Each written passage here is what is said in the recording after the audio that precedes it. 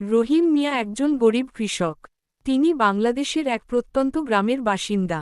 বংশ পরম্পরায় চাষাবাদই তাদের জীবিকা। বাবার রেখে যাওয়া এক টুকরো জমিতে ধান আর সবজি চাষ করেই চলে তার সংসার। ঘরে আছে স্ত্রী, এক মেয়ে এবং এক ছেলে। জীবনযুদ্ধ তার কাছে প্রতিদিনের চ্যালেঞ্জ। রহিম মিয়ার সকাল শুরু হয় সূর্য ওঠার অনেক আগেই। ভোরবেলা মাঠে গিয়ে জমির অবস্থা দেখা, গরুকে খাওয়ানো, সেচের পানি নিশ্চিত করা, এসবই তার দৈনন্দিন কাজ। তার জমি ছোট, কিন্তু তার শ্রম অশেষ।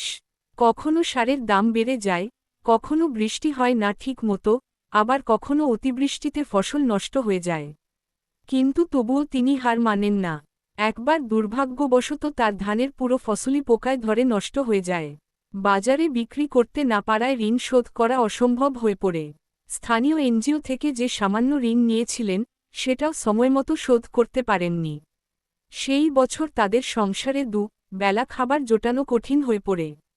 তবে রহিম হাল ছাড়েননি। পরের মৌসুমে তিনি অন্য পদ্ধতিতে সবজি চাষ শুরু করেন। ইউটিউব আর সরকারি কৃষি অফিস থেকে পরামর্শ নিয়ে শিখে নেন কিভাবে কম খরচে অধিক ফলন পাওয়া যায়। ধীরে ধীরে তিনি আবার ফসল তুলতে শুরু করেন। ছোট ছোট লাভ জমতে থাকে। স্ত্রীও হাঁস মুরগি পালন শুরু করেন।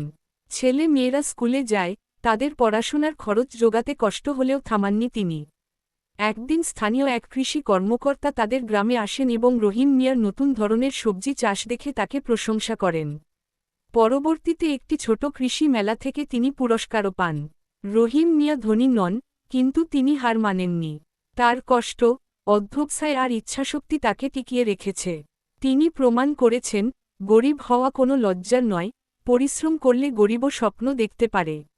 এই গল্প হাজারো গ্রামের রহিমদের গল্প, যারা প্রতিদিন সূর্য ওঠার আগে ঘাম ঝরিয়ে জীবন গড়ার লড়াই করে যায়।